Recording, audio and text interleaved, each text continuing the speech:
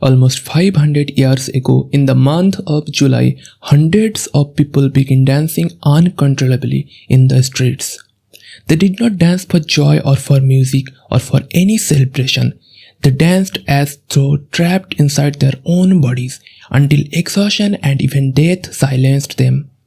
A daily death rate of 15 was unofficially assumed.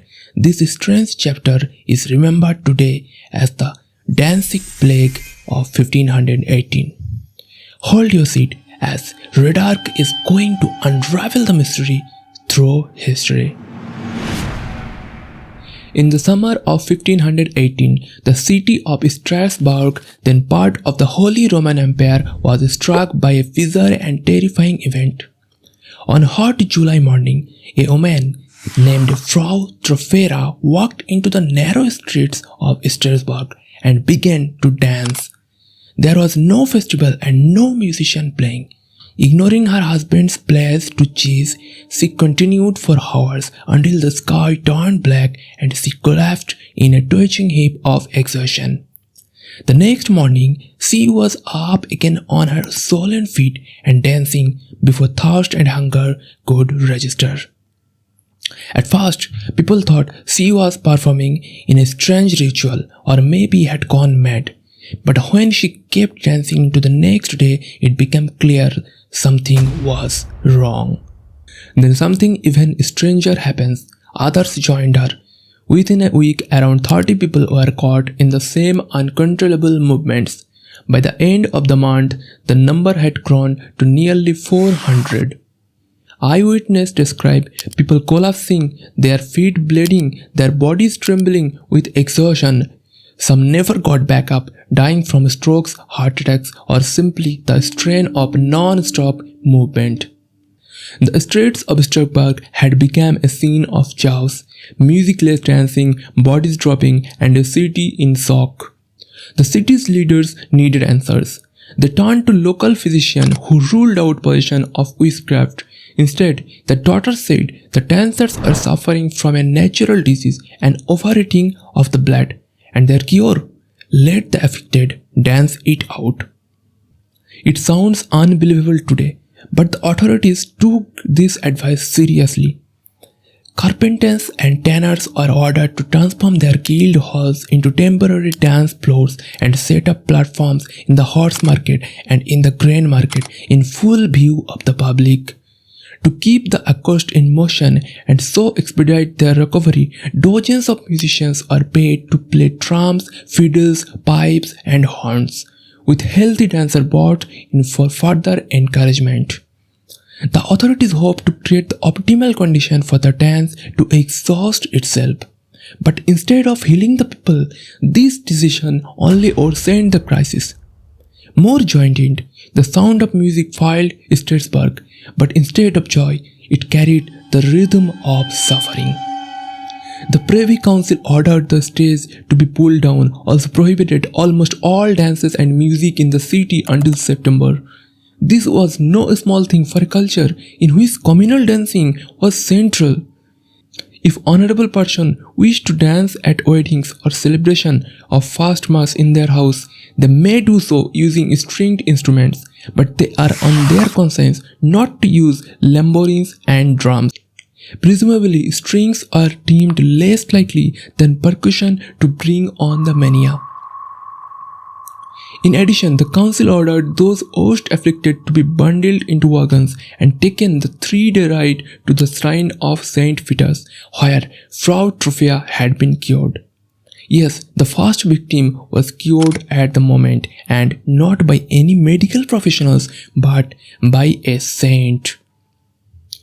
To understand why this may have happened, it's important to know what life in Strasbourg was like in 1518.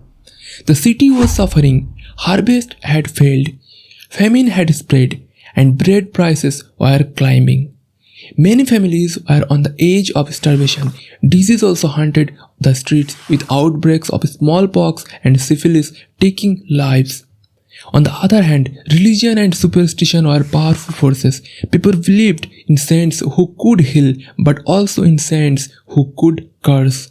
One of them was Saint Vitus. often linked to dancing and convulsions. In fact, people at the time believed that if you angered Saint Vitus, he could curse you to dance uncontrollably. So when the plague spread, many saw it not as illness but as divine punishment. This belief may have fueled the outbreak even more as fear and faith worked together to keep people trapped in mania. This also resulted in the cure of the first victim as well.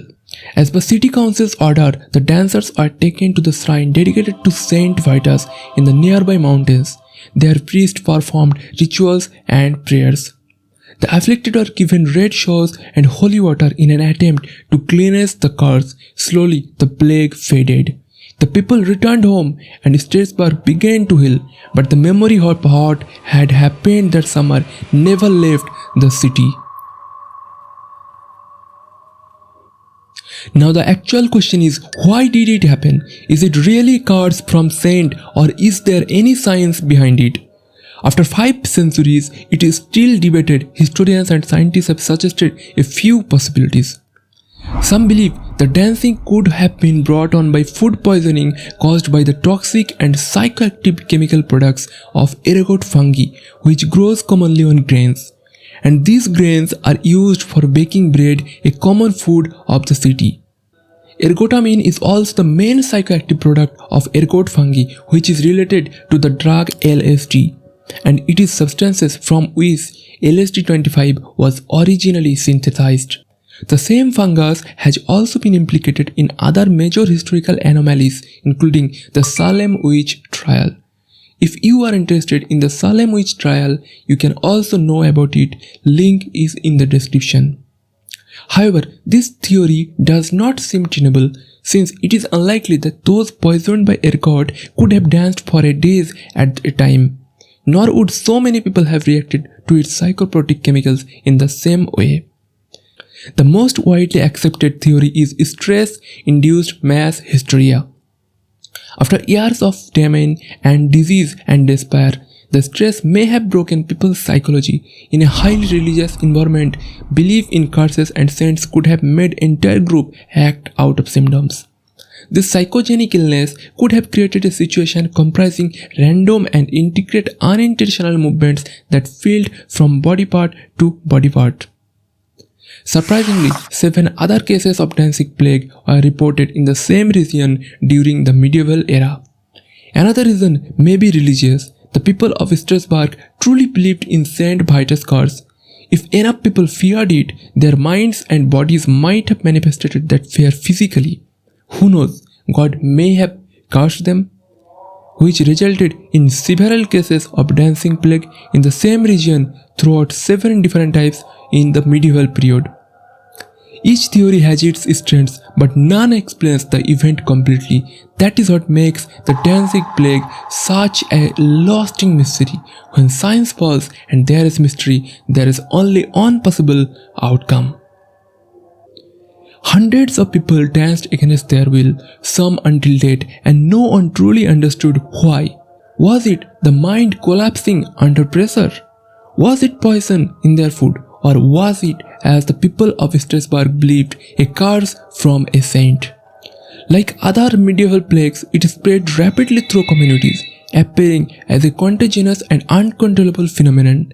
It was termed dancing plague, reflecting the contemporary understanding of these events as a serious, widespread affliction, even though the dancing affliction was likely caused by an unknown thing. More than 500 years later, today the truth remains hidden.